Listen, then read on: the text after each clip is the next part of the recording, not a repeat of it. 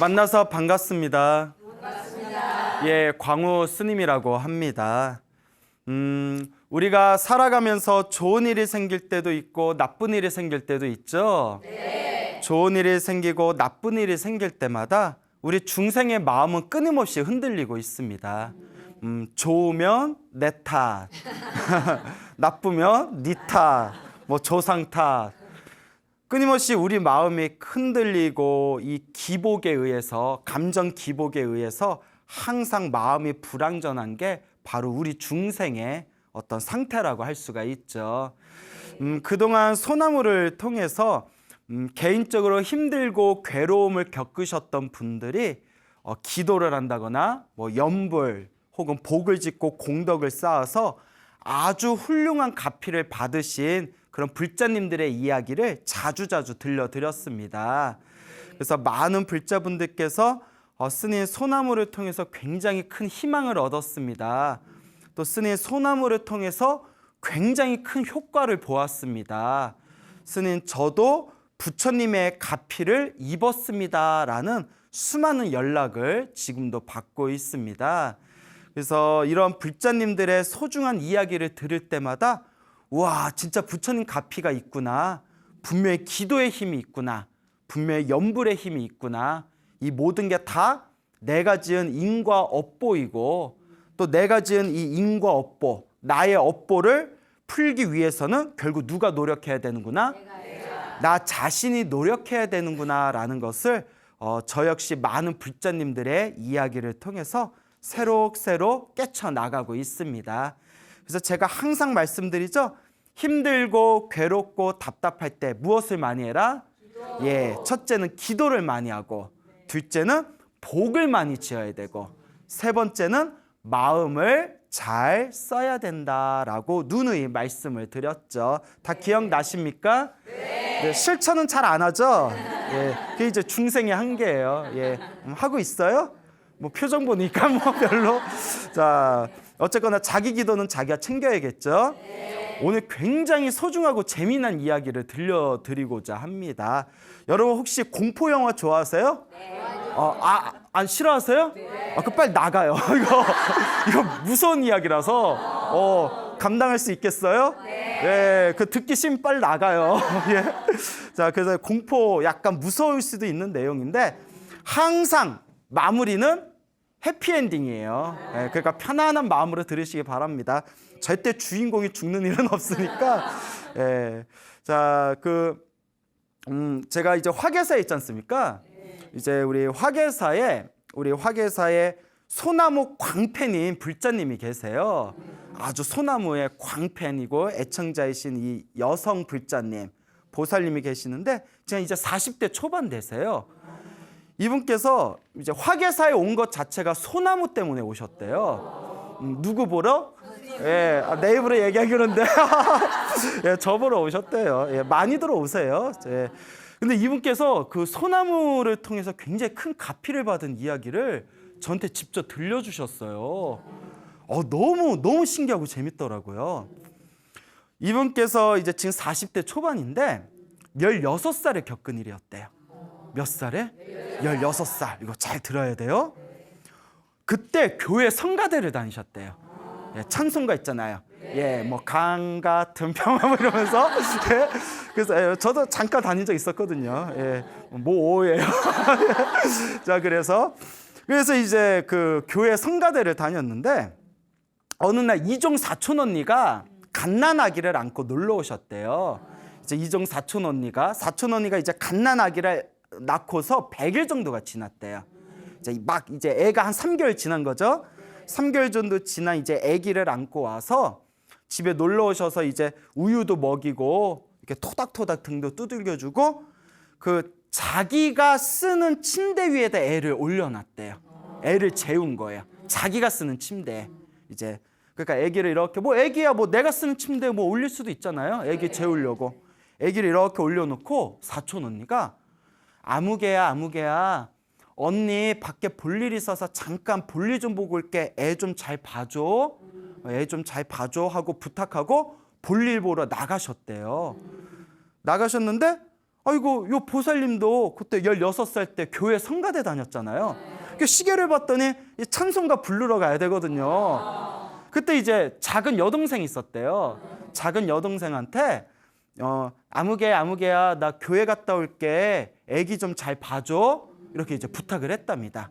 그래서 이제 성가대 연습하러 이제 교회 갔다가 한참 노래 연습하고 딱 집에 오는데 벌써 집 밖에서부터 안에서 막 웅성웅성거리는 소리가 들리더래요. 그 느낌이 좀 이상하잖아요. 왜 그러지? 뭐가 싸한 느낌 있잖아요. 그래서 딱 가서 현관에 보니까 현관문에 막 사람들 신발이 막 뒤엉켜 있고 방 안에서 사람들이 막 왁자지껄 웅성웅성거리더래요. 그래서 무서워가지고 느낌이 이상해서 안에 들어가지는 못하고 그 현관 앞에서 멍하니 있는데 그때 여동생이 자기를 딱 발견하고 나서 울먹울먹거리면서 쪼르르 오더래요. 언니, 애가 죽었어 이러더라고요. 갓난애기가. 자기 자던 침대 위에서 재우던 갓난애기가. 왜? 몰라, 갑자기 그냥 죽었어 이러더래요. 나중에 이제 뭐 부검 같은 걸 할 거 아니에요.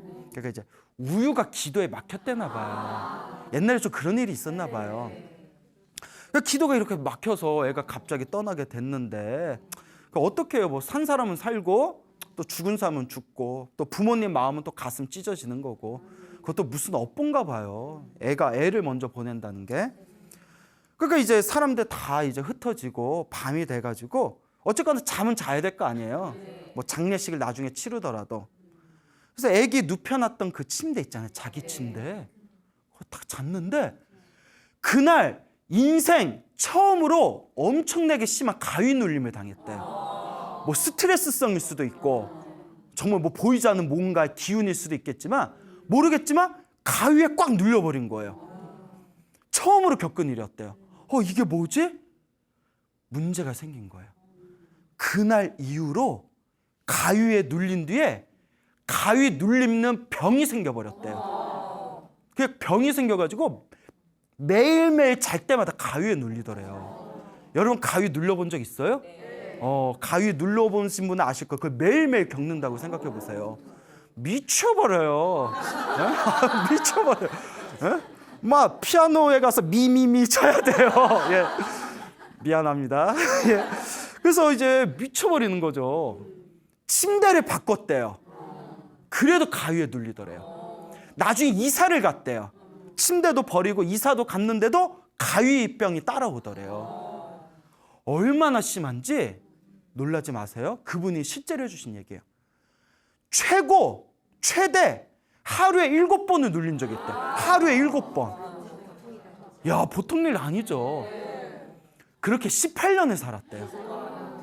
근데 다른 사람 같으면 정말 정신병 걸렸을 거예요. 일상생활이 안 됩니다. 막 낮잠 자다가도 걸리고 가위에 밤에 자다가도 걸리고 최대 7번까지 걸려본 기억이 있대요. 가위에 눌리는 게. 근데 그분이 얼굴이 동글동글해요. 막 이렇게 웃으면 넉살 좋은 그런 이렇게 얼굴 훤한 분 있잖아요. 얼굴이 둥글둥글해서 자기가 그러더라고요. 자기가 원래 좀 성격이 긍정적이고 낙천적이고 멘탈이 좀 강하대요. 멘탈이 강해서 18년 그렇게 견딘 거예요. 대신 너무 스트레스 받으니까 방송에서 얘기해도 되나? 꼴초가 됐대요. 여자가 너무 스트레스 받으니까 뭐 마약보다야 낫지. 그러니까 담배를 엄청 폈대요. 자기가 너무 그래도 이제 성격은 다행히 낙천적인 성격이라서 그런 와중에서도 잘 버텼는데, 근데 자기는 이제 교회 다녔잖아요. 아무 효과가 없더래요. 아무 효과가 없는데 또 어머니가 절에 열심히 또 다니셨대요. 엄마는 절에 다니는데 딸은 교회 다녀. 예? 자, 아름다운 이 종교 화합이 이루어진 대한민국이에요. 엄마가 이제 절을 열심히 다니니까 엄마가 제사도 지냈대요. 절에 가서 제사도 지냈는데 효과가 있더라 없더라? 벌써부터 있으면 재미가 없죠. 예. 효과가 없더래요. 제사 지냈는데도 효과가 없고, 그리고 스님이 부적을 써주셨대요. 부적 써니까 이거 붙여놓고 자라고. 부적 놓고 붙여놓고 잤는데도 효과가 없더래요. 그 별걸 다 했대요. 막 민간 신앙 있잖아요. 막 별걸 다. 나중에는 잘 때 식칼 있죠? 부엌에 쓰는 식칼을 가슴에 올려놓고 자면 효과가 있더래요. 식칼을 올려놓고 자면. 귀신이 무서운가 봐. 식칼 보고. 잘 때 식칼을 가슴에 딱 올려놓고 잤는데 효과 있었다 없었다? 더 눌렸대요. 와 하고 더 눌렸대요. 효과가 없더라는 거예요. 그래서 평소에 어느 스님이 기도를 많이 하신 스님이 비방을 하나 만들어 주셨대. 비방, 비법. 그 부적에다가 무슨 이렇게 팥 같은 걸 싸가지고 이렇게 오색실로 묶어서 이렇게 잘 동여매서 베개에다 베고 자면 된대요. 그래서 스님이 이렇게 해주셔서 그걸 이제 베개에다 딱 베고 잤는데 효과가 있더라 없더라? 예, 없어요. 예, 왜 이렇게 성격이 급해요. 효과가 없더래요. 조금 효과 봤대요. 조금. 좋다는 걸 다 해봤는데도 효과가 없더랍니다. 그렇게 18년을 살았대요. 예, 힘들죠. 자, 그런데 이분이 성근이 있어요. 뭐가 있다? 착한 뿌리라고 해요. 불교에서는. 착한 뿌리가 있어가지고 때마침 드디어 기연을 만나게 됩니다. 기이한 인연을. 어느 스님을 찾아갔는데 스님하고 이런저런 얘기를 하다가 스님께서 야, 너 이거 본 적 있냐? 하고 인터넷 동영상을 휴대폰에서 틀어주시더래요. 휴대폰에서 인터넷 동영상을 탁 틀어주시는데 그게 불교TV 소나무였어요. 광우스님 소나무였어. 비웃어? 비웃은 거 아니죠? 예, 찔려서 그래요. 광우스님 소나무를 딱 봤는데 너무 재밌더래요. 내 입으로 이렇게 얘기해야 되나? 들은 얘기가 너무 재밌어서 시간 가는 줄 모르게 봤대요. 너무 재밌다. 막 보다가 그 보살님이 무엇이 있었다고요? 성근, 착한 뿌리가 있었던 거예요. 성근이 있어가지고 그때 소나무에서 혹시 기억나시는 분 계실지 모르겠는데 법화경 아시죠? 네. 묘범 연화경이라도 하는데 법화경을 이렇게 베끼는 사경기도를 해서 가피받은 이야기가 나왔나 봐요. 제가 그동안 그런 얘기 많이 했잖아요. 법화경 사경하는 그 내용을 딱 보는 순간 머리가 번쩍하면서 가슴에 나도 해야 되겠다라는 마음이 딱 생기더래요. 그냥 저절로 자기도 모르게 나도 이제 법화경 기도 시작해야지. 이게 성근이에요. 이게 아주 중요한 겁니다. 업장이 두껍고 업보가 두꺼우면요 아무리 좋은 얘기를 해도 못 알아들어요. 소나무 180회 동안 기도해라 해도 니나 해라 말을 안 들어요. 기도하면 좋다고 했는데도 엉뚱한 소리예요. 뭐 기도해서 좋으면 이 세상에 못 사는 사람 없겠네 뭐 이런 식으로 삐딱해요. 그런데 성근이 있는 사람은 한마디 말을 들으면 딱 알아들어요. 기도해야 되겠다. 이게 전생의 복이에요. 그분이 이제 막 법화경 책을 사가지고 노트에다 막 이제 베꼈대요. 1시간도 하고 2시간도 하고 3시간도 하고 이제 집에서 이제 놀고 있었대요. 남편이 돈 벌어오고. 그래서 이제 계속 이제 썼대요.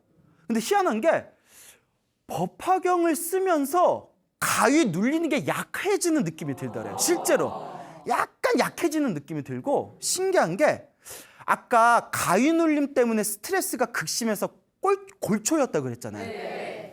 한 일주일을 썼는데 그토록 맨날 피던 담배가 갑자기 역겨운 냄새가 확 올라오면서 이거 뭐야 하면서 법화경 사경한 지 며칠 만에 담배가 저절로 끊겼대요. 이야 대단하다. 자, 이제부터 금연하시고자 하시는 분들은 법화경을 써보시기 바랍니다. 근데 어떤 신도님은 이렇게 담배 피면서 법화경 써. 이렇게 하면서 농담이고요. 사람 따라 다르겠죠. 근데 그분은 그런 경험을 했대요. 막 역겨운 냄새가 확 밀려오면서 이거 뭐야 하고 그날 이후로 법화경 사경하고 한 일주일 만에 며칠 만에 담배를 딱 끊었답니다. 그게 계속 썩대요. 쓰니까 가위도 좀 가라앉는 것 같고. 근데 이제 중요한 게 있어요. 중요한 게 뭐냐면 사람 붓글씨 있잖아요. 붓글씨든 사경이든 이렇게 쓰다 보면 마음이 안정되는 게 있어요. 막 시간 가는 줄 모르게 막 이렇게 몰입되는 게 있거든요. 이렇게 쓰는데 근데 이 보살님이 이런 말씀을 하세요. 이게 좀 무서운 얘기예요. 자기가 18년 동안 가위를 눌렀더니 가위 눌림의 패턴이 있더래요. 어떤 패턴이냐면 하도 눌리니까 패턴을 발견한 거예요. 가위 눌림에. 웃음이 나와요. 자, 이제 뭐였냐면 가위가 딱 눌리려고 했대. 자다가 가위가 눌리려고 했대. 자기도 모르게 의식이 반쯤 깬대요. 의식이 반쯤 깨면서 귀에서 삑 소리가 난대요. 무슨 소리? 삑. 삑 소리가 나더니 눈앞에 하얀 형체가 보인대요. 하얀 안개 같은 덩어리가 딱 보이면서 순간 귀에서 여자 웃음소리가 까르르르 하고 들린대요. 항상 그랬대요. 딱 가위 눌릴 때마다 의식이 살짝 깨고 귀에서 삑 소리가 나고 눈앞에 하얀 형태가 보이고 귀에서 항상 여자 웃음소리가 까르르르 까르르 하고 웃음소리가 들린대요. 그럼 막 가위에 눌리는 거예요. 그게 항상 그랬대요. 뭐가 있나 봐. 있긴 뭐가 있어. 하여튼요. 자, 근데 이제 보살님이 법화경을 이제 몇 개월 동안 썼대요. 몇 개월 동안 이제 계속 쓰는데 드디어 어느 날이었대요. 드디어 그날이 온 거예요. 딱 잠에 들었는데 평상시와 똑같이 살짝 의식이 살짝 깨고 귀에서 삑 소리가 나고 눈앞에서 하얀 덩어리 같은 게 보이면서 귀에서 까르르 소리가 들리더래요. 그래서 이제 그때 왔구나. 그분이 오셨구나. 그러면 18년 동안 항상 공포에 눌렸대요. 그 무섭잖아요. 그 공포심과 두려움에 딱 눌려가지고 막 덜덜덜 떨면서 이 가위가 끝나기만을 바랬대. 언제 끝나나. 그런데 18년 만에 처음으로 그날따라 중요한 겁니다. 처음으로 가위에 눌렸을 때 내면에서 엄청난 변화가 일어나더래요. 무언가 내면에서 막 용기와 힘이 막 솟구치더래요. 처음으로 가위에 눌렸는데 무섭지가 않더래요. 힘이 딱 느껴지더래요. 이게 가피예요. 법화경 기도한 에너지가 그때 딱 생긴 거예요. 이게 부처님 가피입니다. 18년 동안은 어땠다? 공포와 두려움 속에서 떨고 있었다가 처음으로 마음에서 내면에서 엄청난 힘이 딱 생겨나더랍니다. 그 순간 그 하얀 형태가 있잖아요. 하얀 덩어리를 향해서 이렇게 외쳤대요. 야, 이 새끼야! 안 꺼져! 하고 고함을 버럭 질렀대요. 뭐라고 했다고요? 야, 이 새끼야! 이거 괜찮나요, 방송에서? 예, 안 꺼져? 뭐 이 정도는 괜찮죠? 예. 이 새끼야! 안 꺼져! 하고 고함을 꽉 찌르는 순간 하얀 형태가 뻥! 하고 터져서 사라져 버렸대요. 그리고 가위가 싹 풀렸는데 그날 이후로 지금까지 한 번도 가위를 눌리지 않았대요. 믿습니까, 여러분? 완전히 사라졌대요. 네. 그래서 자기는 이것만으로도 부처님께 너무나 감사드린대요. 사람이 두 발 뻗고 잘 수 있다는 거. 그래서 지금도 부처님 은혜 갚는 마음으로 지금도 사경을 엄청 열심히 해요. 지금 9번째 사경인데 9번째. 근데 보살님이 이러시더라고요. 스님, 그런데 부처님한테 뭘 바라지도 않았는데 사경하면 할수록 자꾸 집에 좋은 일이 생겨요 라고 하더라고요. 자꾸 집에 뭐가 생겨요? 좋은 일이 생겨요. 그러니 힘들고 괴로울 때 무엇을 해라? 기도해라 라고 당부의 말씀을 드리고 싶습니다. 그래서 제가 너무 고맙고 보고 싶어서 지금 화계사 다녀요. 예, 여기까지. 예. 자, 그렇게 이제 열심히 기도하신 불자님의 이야기가 있습니다. 알겠죠? 네. 자, 그리고 이 보살님이 또 화계사에서 기도하면서 신기한 걸 경험했대요. 여러분 백중기도라고 아세요? 네. 아시는구나. 내가 너무 우습게 봤나? 불교에는 1년에 한 번 백중기도라는 게 있어요. 그래서 음력 7월 15일 날 우람분절이라고 해가지고 하한거, 3개월 하한거가 끝나면 스님들께 공양을 올리고 스님들이 돌아가신 영가들, 돌아가신 분들을 위해서 기도를 올리는 날이에요. 그때 신도들의 인연 있는 영가들이 다들 좋은데 천도되어진다는 특별한 날이거든요. 그래서 우리 한국 불교에서는 이 백중기도를 굉장히 중요하게 여깁니다.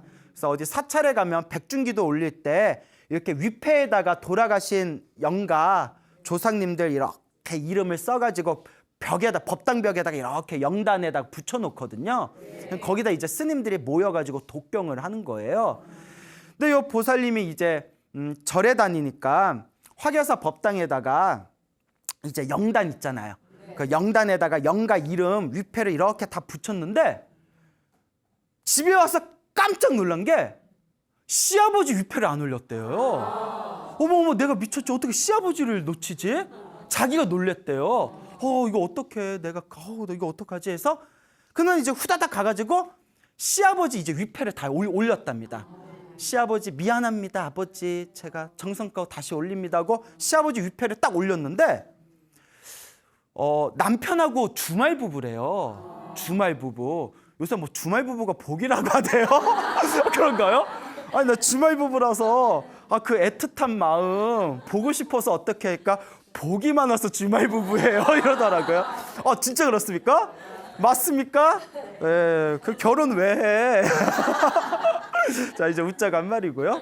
그래서 이제 남편이 그렇게 이제 자기를 되게 아낀대요. 별꼴이야. 야 그렇죠? 자기를 되게 좋아하고 아끼는데 남편한테 막 문자가 오더래요. 갑자기 띵띵띵 하고 문자가 오더래요. 봤는데 깜짝 놀랐대요. 도저히 남편이라고 상상할 수 없는 되게 부정적이고 안 좋은 글들을 막 보내더래요. 너 뭐야? 너 어디 있어? 너 절에 있어? 너 선택해. 나야 절이야. 너 도대체 왜 그래? 너 내 성질 긋는 거야? 막 이러면서 한 번도 그런 일이 없었대요. 그래서 막 답장 보냈대요. 여보 왜 그래? 뭐가 문제인데? 뭐 넌 항상 그런 식이야. 너 절 다니고 변했어. 막 하고 막 폭언을 하더래요. 그러니까 그 보살님 말이, 그 보살님 좀 와일드하더라고요. 보살님 말이 문자를 보고 별 그지 같은 진짜 별 그지 같은 문자를 보내더래요 남편이. 진짜 불교 기도를 하기 전이었더라면 자기가 대판 한번 싸웠을 거래요. 근데 그동안 소나무에서 스님들께 법문 들은 게 있잖아요. 내 업이다, 내 업이다, 내 업이다. 관세음보살, 관세음보살 하면서 계속 이렇게 연불로 이겨냈대요. 그 남편이 그 밤 늦게까지 계속 문자가 오더래요. 그래서 막 부들부들 떨면서 관세음보살, 관세음보살. 그렇게 이제 백중기도를 잘 끝냈대요. 그게 이제 주말에 남편이 왔겠죠? 남편이 여보 나왔어 막 이러더래요. 뭐 지킬 봤어 하이드야? 뭐 왔다 갔다 해요. 그래서 부인이 이제 보살님이 그랬대요. 여보 그날 며칠 전에 그날 왜 나한테 이런 문자 보냈어? 도대체 그날 무슨 일이 있었던 거야? 했더니 그 거사님이 남편분이 아니야 나 그런 문자 보낸 적 없어 이러더래요. 소름 끼치죠? 그 보살님이 어이가 없어가지고. 근데 평상시에 남편의 모습이 아니었대요. 문자가. 무슨 소리야 나한테 이런 문자 보냈잖아. 아니야 내가 자기한테 그런 문자를 왜 보내. 딱 보여줬대 증거를. 여기 이거 보냈잖아. 그러니까 내가 이런 걸 보냈어? 그게 이게 남편이 거짓말을 하는 건 미안하니까 거짓말을 하는 건지 정말 기억을 못하는지 모르겠대요. 하여튼 남편 무조건 아니래요. 아리송하잖아요. 아리송한 거예요. 아리송할 때는 송이버섯을 먹어야 돼요. 그 수돗물 아리스 있죠? 아리스에 이렇게 미안해요. 예. 예. 자 그래서 아리송해가지고 이 사람이 왜 이러나? 왜 이러지? 그때 왜 그런 일이 있었지? 나중에 스님들 법문을 듣고 나와 빚이 남아있는 영가를 위해서 내가 기도해주면 나와 빚이 있는 나와 업보가 남아있는 영가를 위해서 기도해주면 속 시끄러운 일이 생기는 경우가 있대요. 무슨 말인지 알겠죠? 그러니까 돌아가신 영가분을 위해서 좋은 데 가세요 기도를 해줄 때 다 그런 게 아니에요. 또 오해하시면 안 돼요. 그런 경우가 있다고요. 돌아가신 분을 위해서 기도를 올려드릴 때 나와 업보와 빚이 남아있을 때는 무슨 일이 생길 수가 있다? 속 시끄러운 일이 생길 수가 있대요. 근데 그게 내 빚을 갚는 하나의 과정이래요. 그때 그 보살님이 소나무에서 광우스님이 그렇게 얘기하던 크게 받을 건 작게 받는 거구나. 내가 시아버지와 내가 어떤 돌아가신 조상님들 영가 기도를 올렸더니 그 남편이 내 속을 갑자기 시끄럽게 하면서 뭔가 내 업장이 소멸되었나 보구나. 그런 느낌이 딱 오더래요. 그래서 스님 맞죠? 이래서 뭐 내가 거기서 뭐 아니라고 할 수는 없고 뭐 그냥 예, 맞는 것 같아요. 내가 뭐 이렇게 말씀을 드렸죠. 뭐 난데 다 알겠어요. 그래서 보살님이 너무나 그런 어떤 이상한 경험을 했고 또 그렇게 백중기도를 하고 끝나고 난데 너무 마음이 편안해지더래요. 마음이 뭔가 이렇게 홀가분한 느낌이 들더라고. 그런 이야기를 하셨습니다. 여러분, 이와 같이 항상 우리 불자들은 매일매일이 기도여야 되고 하루하루가 염불이어야 되고 항상 1년 1년이 끊임없이 복을 짓고 공덕을 짓는 삶을 살아야 됩니다. 그것이 우리를 진정한 행복의 길로 이끌어주는 가장 유일한 방법이라는 것을 꼭 명심하시기 바랍니다. 네. 알겠죠? 네. 자, 또 무서운 얘기 하나 더 해드릴까요? 아까 거 무서웠어요? 안 무서웠어요? 아우, 기가 세. 기가 세. 그게 안 무서워? 예, 예, 그래요. 또 무서운 얘기 하나 해드릴게요. 이건 조금 무서울 수도 있어요. 이분들 화계사 신도분이세요. 신도분인데 이분들 소나무 애청자이신데 이 보살님이 이제 아까하고 다른 보살님이세요. 이 보살님이 7, 8년 전에 겪었던 일이래요. 나 생각하니까 또 소름 끼친다. 얘기하지 말까? 할까? 말까? 해요? 500원. 예? 자, 그래요. 그래서 나 진짜 소름 끼쳐서 그래. 보살님이 7, 8년 전에 고3 아들이 있었대요. 그러니까 아침마다 밥 먹이고 도시락 해야 되잖아요. 아침에 제일 먼저 일어나서 항상 베란다 문을 열어서 환기를 시켰대요. 아침마다. 근데 아파트가 15층이었대요. 15층 아파트에 자기가 12층에 살고 있었대요. 몇 층? 12층. 15층에서 12층. 그런데 그날도 이제 아침에 일어나서 좋은 아침 뭐 하면서 베란다의 문을 다 열고 이렇게 있는데 위에서 뭐가 뚝 떨어지더래요. 엄마야, 뭐가 떨어졌을까? 화분? 사람? 사람이 뚝 떨어진 거예요. 베란다 문을 딱 열었을 때 하필이면 그때 위에서 사람이 뚝 떨어진 거예요. 그걸 본 거예요. 살다서 진짜 이게 그지 같은 경우죠. 어떻게 그 타이밍에 무섭죠? 사람이 뚝 떨어져 버렸어요. 직사했대요.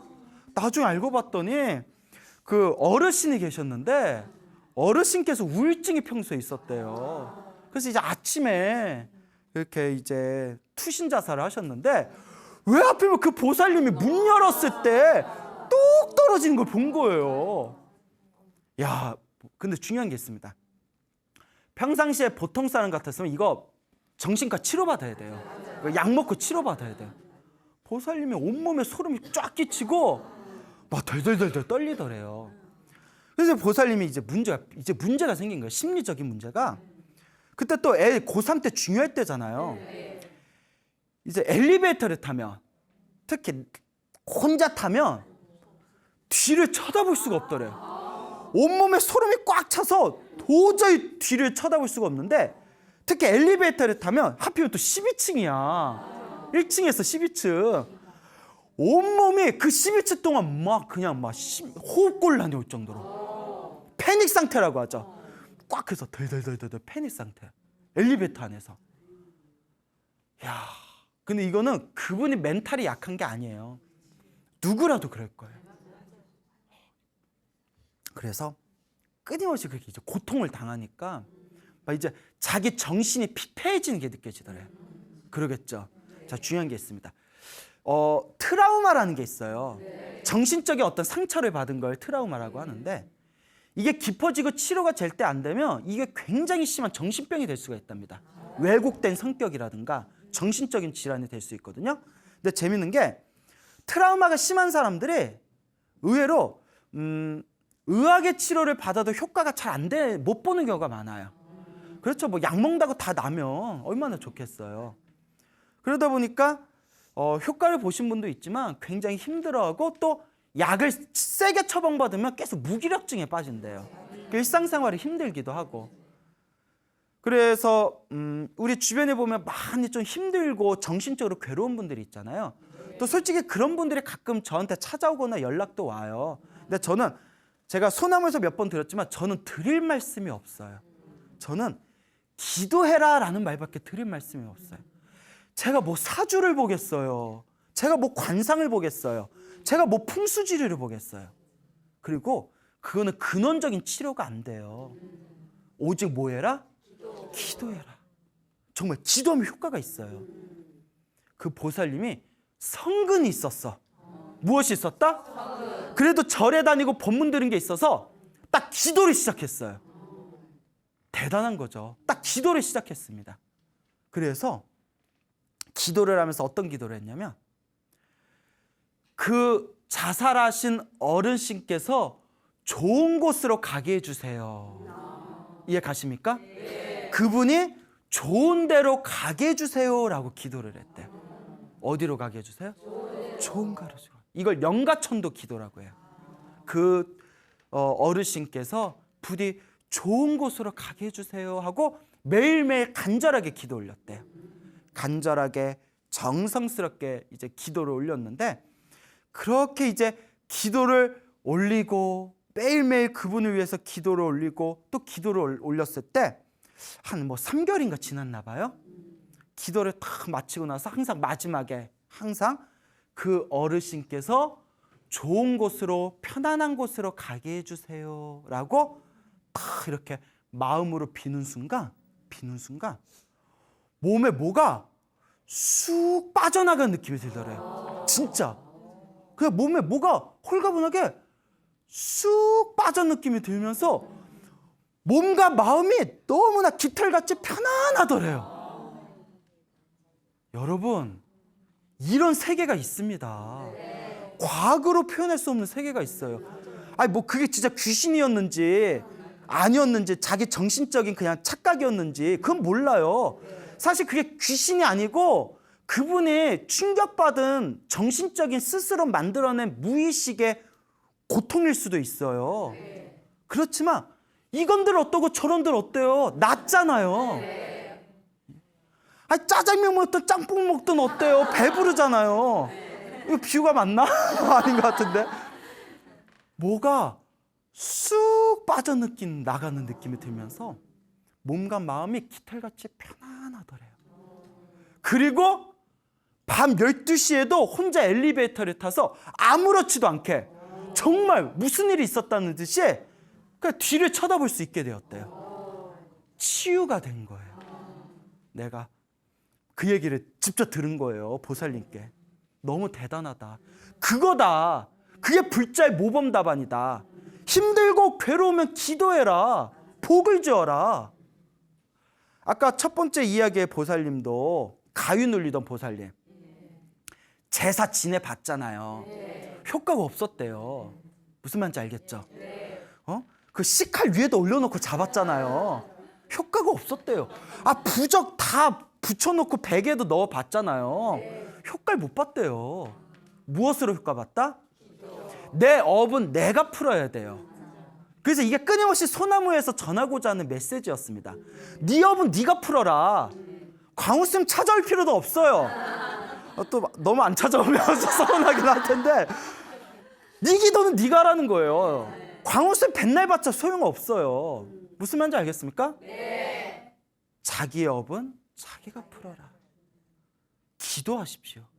그 보살님도 지금 말씀드린 보살님도 그 엘리베이터에서 막 패닉 상태가 왔잖아요. 그게 막 계속 몇 날 며칠이 반복이 됐잖아요. 그거 막 뭐 병원 가서 치료할 수도 있고 뭐 혹은 뭐 무속인을 만나서 뭐 어마어마한 굿을 지낼 수도 있고 뭐 그분도 뭐 다닐 때 뭐 뒤통수에다 식칼을 달고 다닐 수도 있고 비방으로. 과연 그런 걸로 효과를 볼 수 있었을까요? 사실 모르죠. 다만 제가 드릴 수 있는 얘기는 불자로서의 모범 답안이었다. 자기의 업은 누가 푸는 것이다?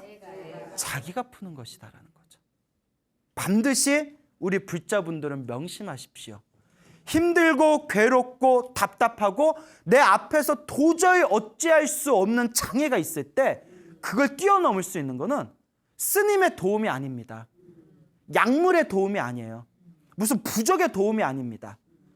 철저히 정성스럽고 정성스러운 기도만이 나를 진정한 자유와 평온의 길로 이끌어 줄 것이다 라고 우리 불자님들은 바르게 마음을 가지시길 바랍니다.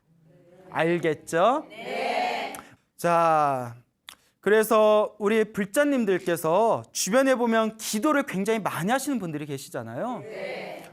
요새 그런 질문을 저한테 잘 안 하더라고요. 예전에 뻔질나게 하던 질문이 무슨 기도해야 돼요? 그래서 내가 소나무에서 하도 이제 이런 질문 좀 하지 말아라. 기도는 결국 하나로 다 통한다. 이렇게 이제 말씀드렸더니 이제 그런 질문들을 잘 안 하시더라고요. 그래서 아까 우리 첫 번째 이야기의 불자님은 법화경 기도로 갚이 받았죠. 그리고 두 번째 불자님한테는 이제 무슨 기도하셨냐 했더니 뭐 천수경도 하고 뭐 관세음보살 연불도 하고 이것저것 하셨대요. 그 결론은 어떤 기도를 하든 결국 하나로 통하게 됩니다. 어떤 기도를 하든 무슨 기도를 하든 결국 하나로 통하게 되는 거죠. 그래서 제가 이런 이야기를 해요.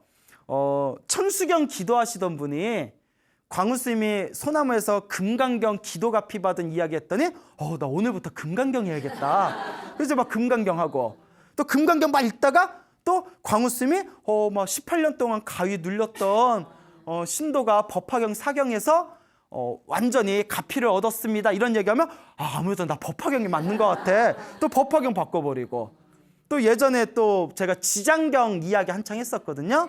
또 누가 뭐 지장경 기도를 해서 엄청나게 가피를 받았다 하더니 법화경 너무 두꺼워. 지장경을 해야겠다. 이래버리면 안 돼. 알겠죠? 모든 기도는 결국 하나로 통한다. 그래서 천수경을 하든 신묘장구 다란을 하든 금강경을 하든 법화경을 하든 지장경을 하든 정성스러운 마음이 중요해요. 제일 문제가 내가 하는 게 최고다 하면 그게 문제예요. 팔만대장경이 부처님이 다 필요해서 설하신 거잖아요. 우리 불교의 부처님 말씀을 팔만대장경이라고 하잖아요. 필요하니까 천수경도 있고 필요하니까 반야심경도 있고 필요하니까 법화경도 있고 필요하니까 금강경도 있고 필요하니까 지장경도 있고 더 해야 되나요? 예? 하여튼 이렇게 수많은 경전이 있는데 내가 하는 것만 최고다. 내가 가르쳐주는 것만 해라. 이러면 이거 진짜 골치 아파집니다. 어떤 기도든 자기한테 맞는 게 있어요. 그냥 선택해서 꾸준히 하는 게 중요해요. 근데 이제 불자님들이 이러죠. 선생님 하다가 기도를 바꾸고 싶을 때는 어떻게 해요? 그럼 제가 꼭 드린 말씀이 100일은 채워라. 며칠? 100일 이상은 해봐라. 그 다음에 100일 이상 해보고 기도를 바꾸고 싶을 때는 마음속으로 부처님 제가 오늘까지는 지장경 기도했고 내일부터는 법화경 기도 들어가겠습니다. 마음으로 고해라. 이런 식으로 이제 사이클을 돌리다 보면 자기한테 맞는 기도가 딱 생기게 돼요. 그러니까 결론에 무슨 기도가 더 좋다에 너무 막 이렇게 왔다 갔다 하지 마세요. 가만히 보면 제가 20년 동안 절에 있으면서 우리 불자님들 보면 은근히 팔랑귀가 많아요. 팔랑팔랑 걸려. 팔랑팔랑. 예? 금강경이 좋대. 팔랑팔랑. 지장경이 좋대. 팔랑팔랑 이래요. 그래서 내가 불자님들 귀가 팔랑팔랑 갈 때 저러다 날아가겠다. 팔랑팔랑 날아가겠어 싶더라고요. 근데 요새 제가 그런 질문 하지 말라고 해서 그런가 그런 질문을 요새 잘 안 하더라고요. 예, 어떤 기도든 하나로 통하게 됩니다. 그러니까 법화경으로 기도가피 받은 분도 있고 지장경으로 기도가피 받은 분도 있고 금강경으로 기도가피 받은 분도 있습니다. 정말 중요한 거는 테크닉이 아니에요. 정성스러운 마음입니다. 껍데기에 속지 마시고 내 내면의 진정한 불심과 믿음과 간절함과 정성스러움에 의지하시길 바랍니다. 반드시 부처님의 가피는 있다는 것을 꼭 명심하시길 바랍니다. 알겠죠? 네. 여러분 행복해지고 싶습니까? 네. 행복한 삶을 창조하고 싶습니까? 네. 복을 지으십시오. 선업을 지으십시오. 공덕을 쌓으십시오. 복과 선업과 공덕의 힘이 여러분들을 진정한 행복의 길로 이끌어 줄 것입니다. 여기서 마치겠습니다. 소중한 나 무한행복